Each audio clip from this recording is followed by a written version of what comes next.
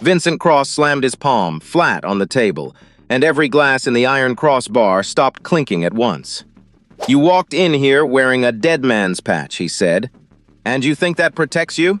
Claire's heart was hammering so hard she could feel it in her throat. Two of his men had already moved to block the door. Nobody in the bar was looking at her anymore. They were looking away, the way people look away from something they don't want to remember seeing. Vincent leaned in, close enough that she could feel his breath. "Last chance, sweetheart. Take it off." Claire's hand was shaking so badly, she almost couldn't find the first rivet. She twisted it loose anyway. Across the room, a man who hadn't moved in 20 minutes finally lifted his head. What came next, she never saw coming. If you're already hooked, hit subscribe and drop a comment letting me know where you're watching from. I've got another story dropping tomorrow you don't want to miss. All right, back to Claire. Vincent's hand shot out and grabbed the patch off the bar before Claire could pull it back. "You don't get to do that," he said. The gentleness was gone from his voice now. What was left underneath it was something colder. "You don't get to just take that off," and he never finished. The man in the corner was already moving. 3 strides, fast, and his hand closed around Vincent's wrist. Not hard, not violent, just absolute. Vincent tried to pull away and couldn't. His fingers opened on their own, like something in his arm had simply stopped answering him. And the patch dropped back onto the bar with a sound too small for what it meant. "Pick it up again," the man said, "and I'll break the hand." Vincent's 2 men by the door started forward, boots on concrete, fast. The man didn't turn around, didn't raise his "Don't." One word. They stopped mid-stride, like the word had a weight to it that landed somewhere in their chests. Claire's heart was slamming so hard she could feel it in her teeth. She didn't understand any of this. Why 2 armed men had frozen, why Vincent's face had gone from amused to careful, why the whole bar had gone so quiet she could hear ice settling in a glass 3 tables away. Outside, an engine started. Then another. Vincent's eyes flicked toward the window. For the first time all night, something close to fear moved across his face. "Silas," he said, just the name, like it cost him to say it. The man, Silas, finally turned away from Vincent, looked at Claire, not at the patch lying between them on the bar, at her face. The whole room seemed to hold its breath at once. Claire had no idea who he was, or why a single look from him had just made 2 armed men forget how to move. 9 days ago, she hadn't even known this town still had anything left to hide, let alone that it had been waiting for her. To understand any of it, you have to go back. Not far, just 9 days.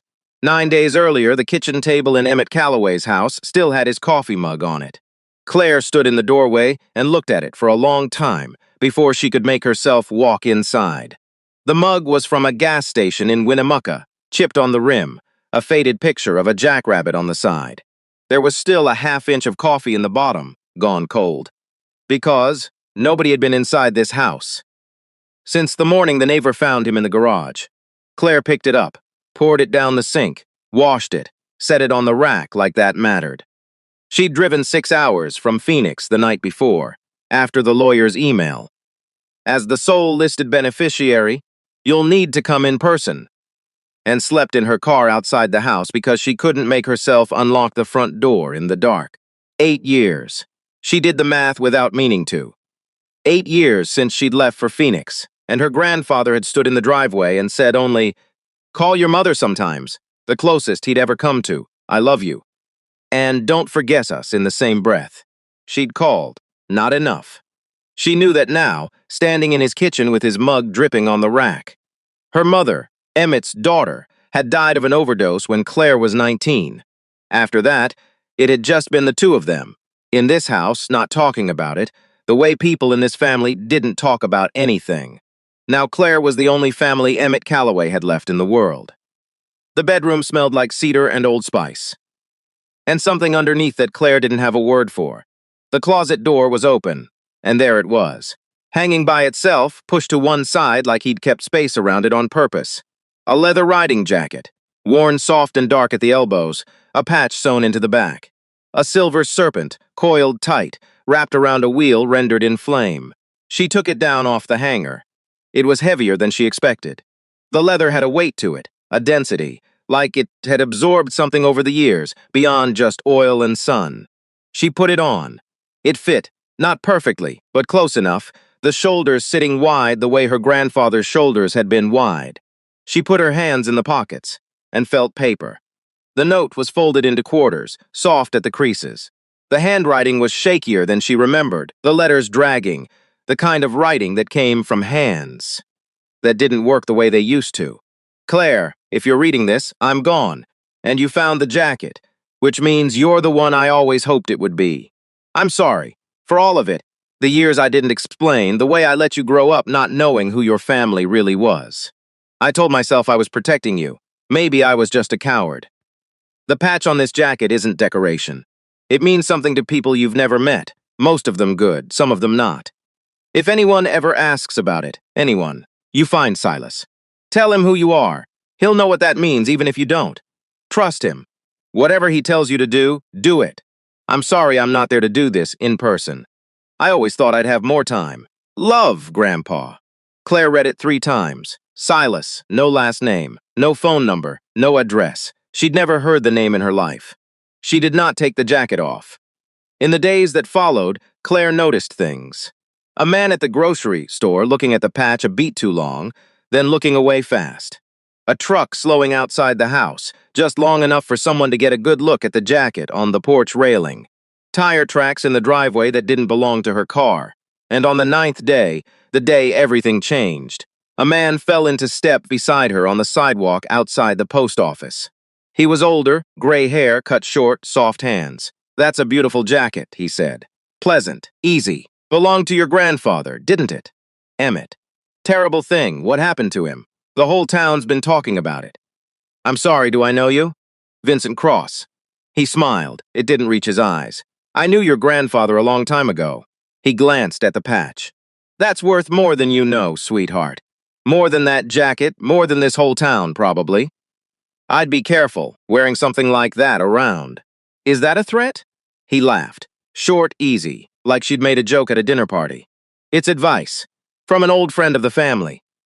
He paused, looked back over his shoulder. "You should think about taking that jacket off, Claire, before someone decides you don't have the right to wear it." He walked off down Main Street, hands in his pockets, like a man who had all the time in the world. If you were standing on that sidewalk, a stranger telling you to take off a dead man's jacket, a whole town suddenly holding its breath around you, would you have stayed? Or would you already be looking for the highway? That night, Claire sat at the kitchen table and pulled up the rideshare app. Phoenix was 6 hours away. Her apartment, her job, her careful life, all still there. Waiting, she thought about Vincent's voice. Advice, from an old friend of the family. The way he'd said her name like he already owned it. And she thought about her grandfather. 40 years, never once taking that jacket out of the closet where she could see it, never explaining, but keeping it. Clean, close. So that when he died, it was the first thing she found. He'd had 8 years to mail it to her, or burn it, or give it away. He'd kept it for her instead. Claire closed the app. She didn't know what Trust Silas meant. But for the first time in 8 years, Claire Calloway was done running from things she didn't understand. There was a reason her grandfather had taught her, 10 years ago, exactly what it would mean the day she finally took that patch off. She'd been 16, in this same garage, when she found him with the jacket spread across his knees and a screwdriver in his hand, working the rivets loose, one by one, setting the patch down on the workbench. Face up, in the light. "This patch doesn't come off," he'd told her. "Not for cleaning, not for nothing. Once a man puts this on, it stays on him till he dies. But if you ever see it sitting out in the open like this, face up, where people can see it." That means exactly one thing. It means they took it off themselves, on purpose, in front of people. Because they're out of moves. It's not giving up. It's the loudest thing a person can say without saying anything at all. Who would understand that? Anybody who's worn one. That's the whole point. It's not a message for everybody, but it's a message everybody in the room will feel, even if they don't know why. He paused. Once, a man I knew did this. He didn't have anybody who'd believe him if he just said the words. So he did this instead, and the right person saw it, and it worked. Cost him everything to get there, though. I always hoped nobody in this family would ever need to. He'd put the rivets back, slow and careful, until the patch looked whole again, like nothing had ever happened. Claire didn't think she'd ever need to remember that afternoon. Not until 10 years later, in a bar called the Iron Cross, with Vincent Cross's hand on her shoulder. The smell of motor oil suddenly so vivid in her memory that for 1/2 second she was 16 again. Watching her grandfather set something down in the light. Friday, 1840. 9 days since Claire found the jacket. She stood in front of the mirror, wearing it, and didn't recognize the woman looking back. 8 years of careful, lab coat, badge, the same coffee shop every morning, and now a woman who'd stopped being careful at all. Nobody she'd called knew anything about Silas. But everybody in this town seemed to know exactly what Claire was wearing. Conversation stopped when she walked into the store. The post office clerk had found something urgent to do in the back room. Vincent's voice kept circling back. That patch is worth more than you know. He hadn't said worth to who. He hadn't needed to. There was a bar on the edge of town, a low building off Route 191, motorcycles always lined up outside, a sign with a cross made of iron pipe welded onto the roof. The Iron Cross. If anyone in Redstone Gap knew the name Silas, it would be the people there. The drive took 11 minutes. Her hand was on the car door when her phone buzzed. A text. Unknown number. Heard you've been asking around town. That's not smart, sweetheart. Come by the Iron Cross tonight if you want to talk. I'll be there. Whatever she'd thought she was walking into, on her own terms, someone else had already decided otherwise. She got out of the car. The bar went quiet when she walked in. By the time Claire reached the bar itself, the only sound was a jukebox playing something slow and tinny. She sat down, ordered coffee. In the long mirror behind the bottles, she could see the room reflected. And in the far corner, almost out of the light, a man sitting alone. Gray threading through dark hair, pulled back. He hadn't looked up when she walked in. He hadn't looked up at all.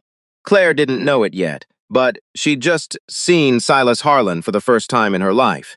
And the only reason she didn't notice him was that he'd spent 30 years making sure people didn't notice him until he wanted them to. The bartender set the coffee down, on the house. Then quieter. Don't thank me. Thank whoever's about to walk through that door. And then maybe don't. The door opened. Vincent Cross walked in like he owned the building, which, in a sense, he did. 2 men flanked him. His eyes found Claire immediately. He smiled. You came, I'll be honest. I wasn't sure you would. He settled onto the stool beside her, close enough that she could smell cigarette smoke and something sweet underneath. Cologne, expensive, out of place in a bar like this. Emmett Calloway's granddaughter. I knew your grandfather a long time, you know, before you were born. Then maybe you can tell me who Silas is. Something flickered behind his eyes. Now, where would you have heard a name like that? My grandfather left me a note. Did he? His smile didn't change, but something underneath it did. He leaned closer, his voice dropping, gentle and almost kind. Claire. Sweetheart, I want you to listen very carefully because I'm saying this because I actually do care what happens to you. His hand came down on her shoulder. 3 silver rings. Heavy, deliberate. That patch on your back, he said. You have any idea what it costs to wear it? Claire's heart was hammering so hard she could feel it in her throat. And in the corner of the bar, in the mirror behind the bottles, the man with gray threaded hair finally, slowly, looked up. In the corner, Silas Harlan set down the beer he hadn't touched in 20 minutes. He'd seen the jacket the second she walked in, recognized the patch before he'd registered anything else about her. The serpent, the wheel, the particular wear pattern on leather he'd watched age for 30-some years on the back of a man he'd loved like a brother. Emmett's patch, on a stranger, walking into the Iron Cross like she didn't know what she was carrying. He'd told himself to wait. Watch, because the worst mistakes came from moving before you understood the shape of a room. So he'd waited, and then watched Vincent's hand come down on her shoulder. 3 rings. The same gesture Silas had seen him use 100 times before. Always right before something got worse, and watched the girl's hand disappear behind her back. Slow, careful, finding the first rivet. Silas's whole body went still, the kind of stillness that in another man might have looked like fear. In Silas, it was the opposite. It was 30 years of waiting arriving all at once. She knows, he thought. Somehow she knows what that means. He picked up his phone. Under the table, out of sight, he typed 4 words and hit send. Emmet's girl, Iron Cross. Now. Then he put the phone away, folded his hands on the table, and waited, calm, unhurried, a man who had made all his decisions already, for the second rivet to come loose. 19 miles north, Cal Rourke read the text twice, set down his wrench, and took a vest out of a cabinet he hadn't opened since Emmet's funeral. One phone call, Dean, it's Cal. Get the others as Iron Cross. And 3 minutes later, his bike was on the road. He wasn't the only one. Across the county, 6 other men got the same 4 words and didn't need more than that. Emmet's girl, Iron Cross now. Inside the bar, Claire felt Vincent's grip tighten, 3 rings pressing through leather into bone. Last chance, sweetheart. Take it off. Her hand found the second rivet, twisted. It came free, dropped into her lap, small and cold. One left. She found the 3rd rivet. It didn't come easy. The leather had molded tight around it for 30 years. Her fingers slipped once, twice. What if it doesn't come off? What if I'm wrong about all of this? It tore free. The patch dropped into her palm, heavier than she remembered from the garage. Claire set it down on the bar top. Face up. In the light. For 3 full seconds, nothing happened. And in the corner of the room, Silas Harlan stood up. The chair didn't scrape. Silas was too careful for that. Vincent's hand was still on Claire's shoulder when something in the room changed. A shift in the air. And his eyes moved, almost against his will, toward the corner of the bar. Silas was walking toward them. Not fast, not slow, just steady. Vincent, Silas said. His voice wasn't loud. It didn't need to be. The bar was so quiet now, Claire could hear ice settling in a glass 3 tables away. Vincent's hand came off her shoulder. Silas. He said the name carefully. Didn't know you were in town? I'm always in town. Silas looked down at the patch. The serpent, the wheel, 30 years of wear he'd recognized blind. Where'd you get this? He said. He wasn't asking Vincent. He was asking Claire. It was my grandfather's, Claire said, her voice smaller than she wanted but steady. Emmet Calloway. He died 9 days ago. I found it in his closet. The bar didn't make a sound. Not a glass, not a chair, not a breath. Silas didn't move for a long moment. EMTT's dead. It wasn't a question. It was the sound of a man setting down something he'd been carrying so long he'd forgotten it had weight. 9 days, Claire said, because she didn't know what else to give him. Vincent's jaw tightened. Silas, this doesn't concern. It concerns me. Silas didn't raise his voice. EMTT's been dead 9 days, Vincent. You've been in this town the whole time. You're telling me you didn't know? Don't lie to me in front of his granddaughter. You knew, and you let her walk around this town, getting watched, getting followed, and tonight you put your hands on her in my bar. My bar, Claire heard it. So did everyone else. 2 words, landing like a verdict. Vincent's jaw set, his shoulders squared. He doubled down. With respect, he said, smooth again. That patch doesn't belong to a 26-year-old lab tech from Phoenix who didn't know her grandfather's name was worth anything until 9 days ago. Founder seats don't pass to people who weren't raised in this. I've been keeping that seat warm, Silas, while you've been off, wherever you've been off to. She's his blood, Silas said. Blood doesn't. She's his blood, Silas said again, and this time something underneath the quiet was harder, like stone instead of soil. And she took that patch off herself. In front of everyone. You know what that means. You've known what that means for 30 years. For the first time, Vincent looked at the patch on the bar. Really looked at it. And Claire, watching his face in the mirror, saw something she hadn't expected. Fear, outside faint at first, an engine, then another, a third, a fourth, headlights sweeping across the windows in slow arcs. You called them, Vincent said. His voice had lost some of its smoothness. I called them 4 minutes ago, Silas said. Before you finished your second sentence to her, more engines. 5, 6. This is a misunderstanding, Vincent said. I was protecting that seat. Somebody had to. Nobody asked you to. Emmet would have wanted. Emmet wanted his granddaughter safe. Silas's voice was still quiet, but something in the room had shifted entirely. That's what the note said. Trust Silas, not protect my seat. He wanted her safe, and instead you spent 9 days threatening her on Main Street. The engines outside stopped. All at once, a dozen or more, cutting off in the same 3 seconds. The door of the Iron Cross opened. Cal Rourke came through first. Behind him, 6 more, men in their 50s through 70s, vests worn soft with age. Cal's eyes went straight to the patch on the bar. He stopped walking. EMTT's patch, he said quietly. Off the jacket. On the bar. He looked at Claire. You're his granddaughter. Yes. Cal took off his hat, held it against his chest. One by one, the 6 men behind him did the same. This is. Vincent's voice cracked. This is Theodore. She's a stranger. Vincent. Cal's voice was mild. Son, I watched Emmett Calloway pull 3 men out of a burning truck on Route 191 with his bare hands. I've known you 12 years, and in 12 years, I've never once heard you do anything except talk. He put his hat back on. And this man beside her. I've known him 31 of those years, and I've never once seen him stand up for a reason that didn't turn out to matter. If Silas is on his feet, Vincent, you're already done. Every man in this bar knows that except you. This isn't over, Vincent said. But the words came out smaller than he meant them to. It is, though, Silas said. He picked up the patch, held it carefully, in both hands. Walk out of here. Don't come back to this bar. Don't come near her again. And if I hear you've so much as driven down her street, you'll find out exactly what kind of seat you've actually been keeping warm. And it isn't the one you think. Nobody moved. Then Vincent turned and walked toward the door, and the worst part for him wasn't Silas, or Cal, or the engines outside. It was that nobody in that bar said a single word to him on his way out. The door closed behind him, and the iron crossbar exhaled.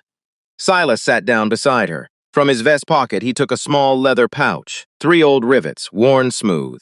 These were the spares. EMTT gave them to me years ago. Told me to hold on to them in case. He glanced at her. Never told me in case of what. Guess now I know. He worked the rivets back into place, slow and careful. The same patience Claire remembered from the garage. You knew him a long time, she said. 31 years. Met him on a job site outside Elko. He caught me stealing copper wire for scrap. I was 19, hadn't eaten in 2 days, and instead of calling the cops, he bought me dinner and gave me a job.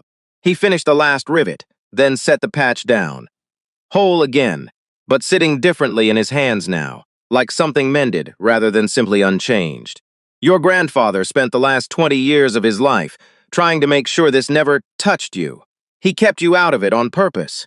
The only reason it's touching you now is because he died before he could keep doing that. He handed her the patch. It felt different than it had 9 days ago, pulled from a dead man's pocket. Heavier in a way that had nothing to do with weight. Cal made his calls from the parking lot. When he came back inside, he sat down across from them. Sheriff's Department's sending someone out to take a statement. Not Bastian. He's the one Vincent's been paying. Deputy named Hargrove, out of Pershing County. He's been waiting 2 years for something solid on Cross, and what you've got, those texts on your phone, that's the kind of thing that opens doors. I didn't even know my grandfather was sick, Claire said quietly. Nobody told me anything. Something paused across face, old grief, recognized in someone else's. No, I don't imagine they did. For what it's worth, your grandfather talked about you. Not often, but when he did, it was always the same thing. She's better off not knowing any of this. He just ran out of time to do it the easy way. By the time Hargrove finished taking her statement, it was nearly midnight. This is good, he said. This is the first thing that's actually stuck to Cross. When he left, the bar had mostly emptied out. Silas was putting on his own jacket, worn denim, nothing like the leather vests the others wore. I did what your grandfather asked, he said. You found me. I made sure you were safe. That was the whole job, Claire. 31 years, and that was the only thing he ever actually asked me to do for him. But I don't even know what I'm supposed to do with. She held up the patch. This. Something that might have been the beginning of a smile crossed his face. You don't have to do anything with it. The patch isn't a job. It's not a seat. Vincent was right about that much, even if he was wrong about everything else. It's just proof. Proof that you came from somewhere. Proof that when it mattered, you knew exactly what to do, even though nobody ever taught you the words for it. He opened the door. Keep it somewhere safe. Or don't. Wear it or don't. That's yours to decide now. He stepped outside. Silas. Will I see you again? He looked back at her. Probably not. I'm not much for staying in touch. He swung onto his bike.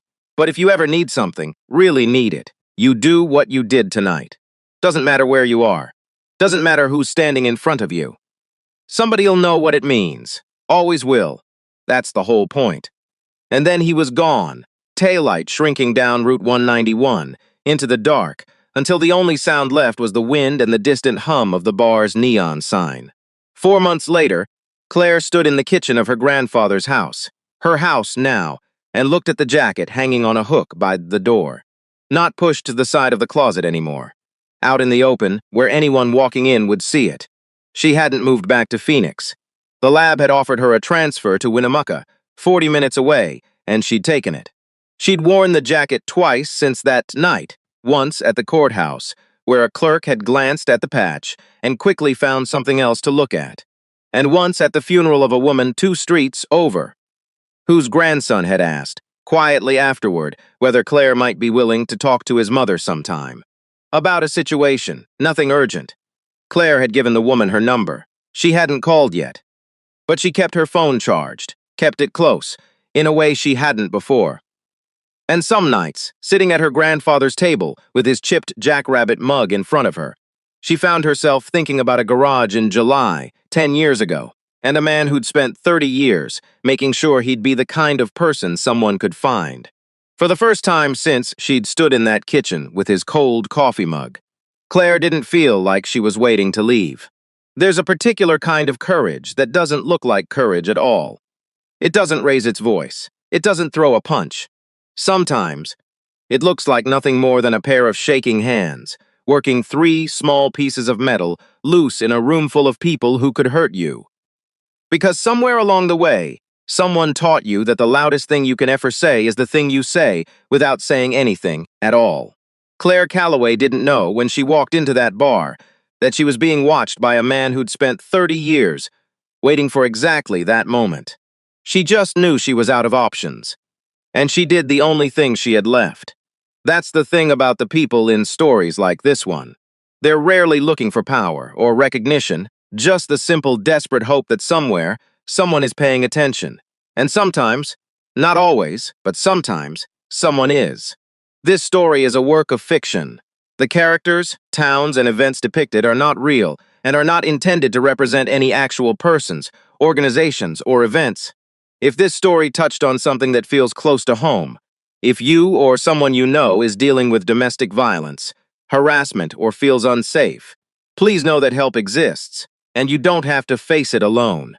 In the United States, you can call or text the National Domestic Violence Hotline at 1-800-799-7233, available 24/7. If you're in immediate danger, please call 911 or your local emergency number.